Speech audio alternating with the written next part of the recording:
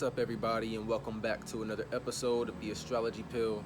I am the astrological physician, and today we're going to be talking about this second half of July and what that means for everybody. So, we start with July 11th, July 12th. This is significant because Mercury is now going to stop its retrograde motion and start going direct back through or forward through its shadow. And this is basically the points or the degrees that Mercury was just recently going retrograde in. And so we're probably going to see some of the same themes arise, but this time we're a lot more prepared to handle some of these things, and we'll get a chance to exercise our abilities now. We should have learned some new things with Mercury in Cancer about how to better nurture ourselves and others, and also nurture some of the things that we may have started and we're going to want to evolve or grow. Around the same time, we have Sun in Cancer trining Neptune in Pisces. Now, both of these planets, the Sun is actually a luminary, but both of these are very optimistic. You have the Sun in Cancer. The Sun is illuminating.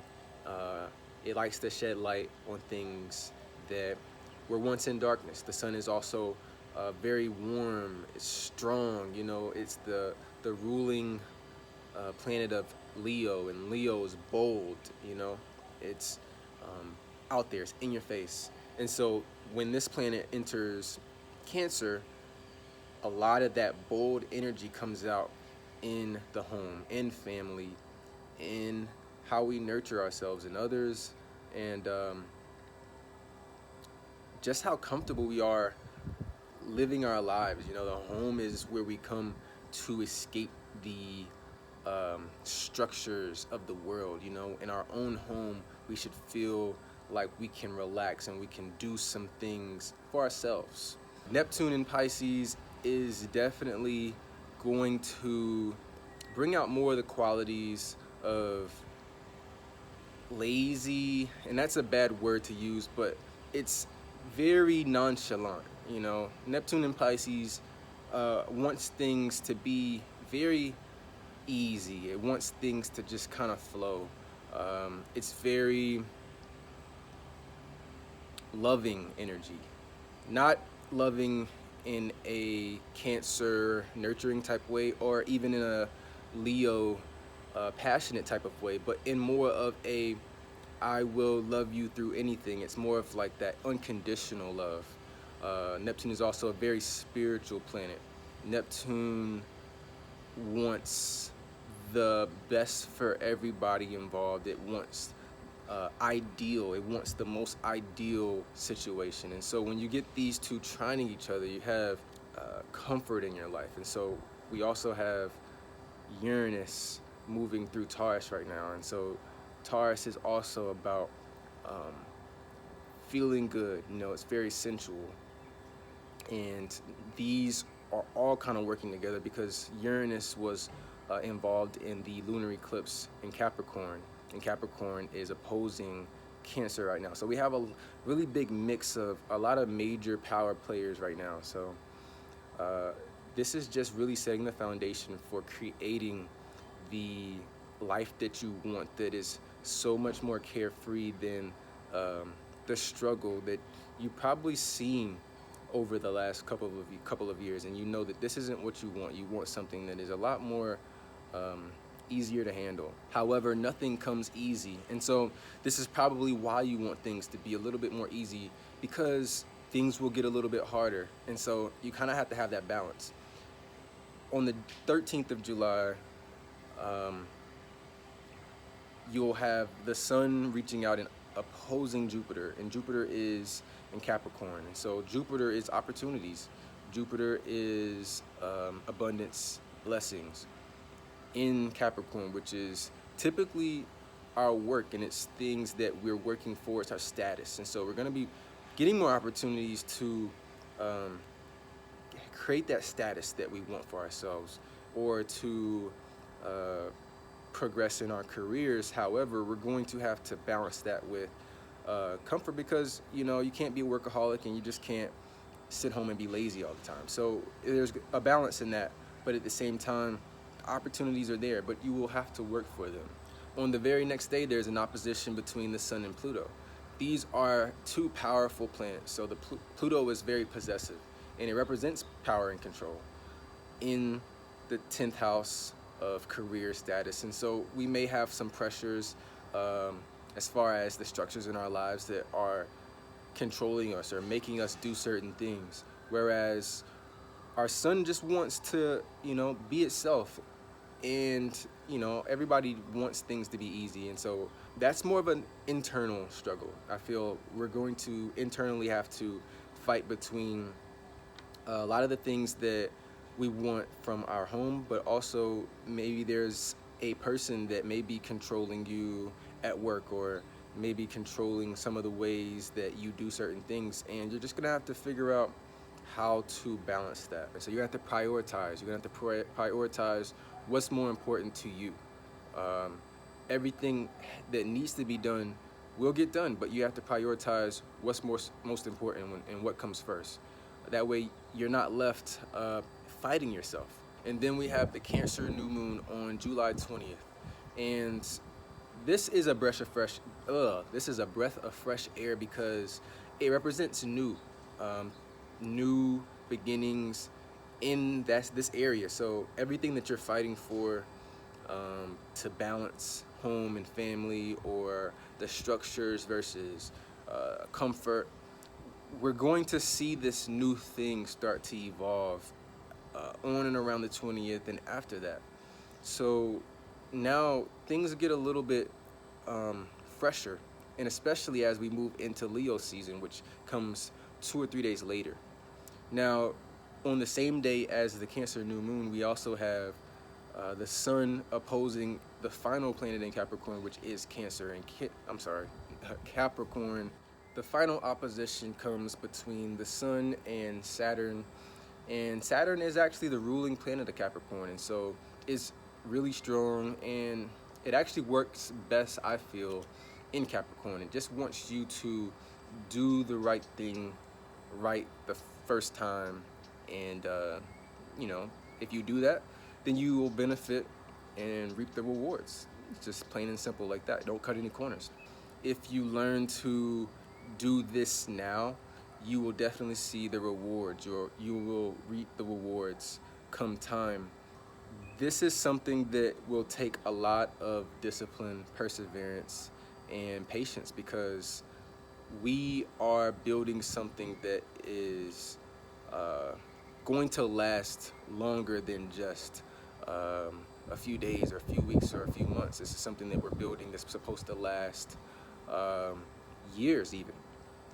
So after all of this turmoil in Cancer and Capricorn, forcing us to create balance between the structures that we'll have to create that will get us to the next level, versus how we're just comfortable and being able to recharge so that we can go back out into the world.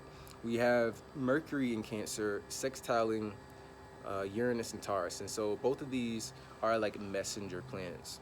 And so this is pretty much giving us the success formula for how we can begin to operate in our most optimal joy. I feel there's a certain joy that comes with learning new things and starting new things. They may be pressure to learn things, or there may be things that get in the way. I mean, there's always going to be some type of obstacle. Again, we're creating the success formula, and Uranus and Taurus is getting us to the future that we want. Taurus is very earthy. It's more sustainable. If we're living our lives more sustainably, we'll have more abundance left over, and we're not necessarily wasting things. I feel like we're also moving into a more sustainable community or environment. And so whatever that is in your life, whether it deals with your finances, or whether it just deals with growing your own food, or just being more efficient, this is helping us get there. As I mentioned, learning isn't necessarily always roses. There are growing pains, and you should expect that. However, if you keep your eyes on the prize, again, remember Neptune trine the sun in Cancer is basically giving us the dream. You ever had the dream that you wake up from and you can't remember it? That's not this. This is the dream that's alive and well, and we know what the dream is, and we're going to continue to focus on that. Again, understand that there will be some obstacles, but you just keep fighting through it. And remember to have that balance. When Saturn and Capricorn opposing the sun helped us understand, like, this is what's going to happen. However, this is what I can do to give myself more comfort during this time. And so Mercury square Mars in Aries, we've already seen this once before while Mercury was retrograde. Now Mercury is moving forward, and again, we're going to have the opportunity to exercise what we learned the first time. The first time may have been more chaotic. This time, we're going to have to pick ourselves up and power through. What's good about this last part of July is that on the 24th, Neptune and Jupiter will be sextiling each other for the next 9 days after.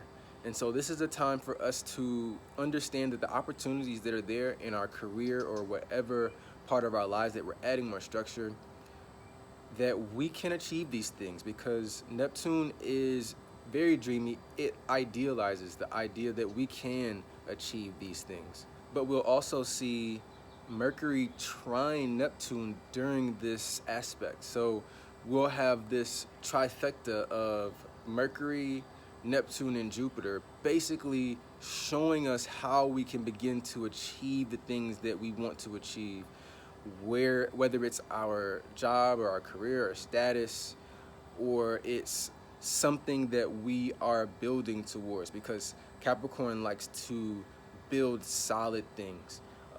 Capricorn represents the bones of our body. So again, it's the structure that we're building, because we need to build something solid. We're not building something for tomorrow. We're not building something for just next week. We're building something for the long haul. So the astrology pill today for the second half of July is to keep your eyes on the prize. Keep your eyes on the prize, because things are not always going to be a walk in the park. There will be times when you'll have to sweat. There will be times when you might cry, but you're just gonna have to suck it up and understand that what you're doing is going to benefit you down the road as you begin to move into the life that you've envisioned for yourself, the life that you say you want. Everybody says new year, new me, but 2020 is the embodiment of new year, new me. It's not going to happen overnight, but it will happen if you put the work in. So I thank you all for tuning in, and I ask that you continue to like, share, and comment on all of our videos. And I also ask that you subscribe to our channel as we continue to put out videos week after week, and especially as we move into the second half of this year and we start to see all of the work that we put in start to unfold for us.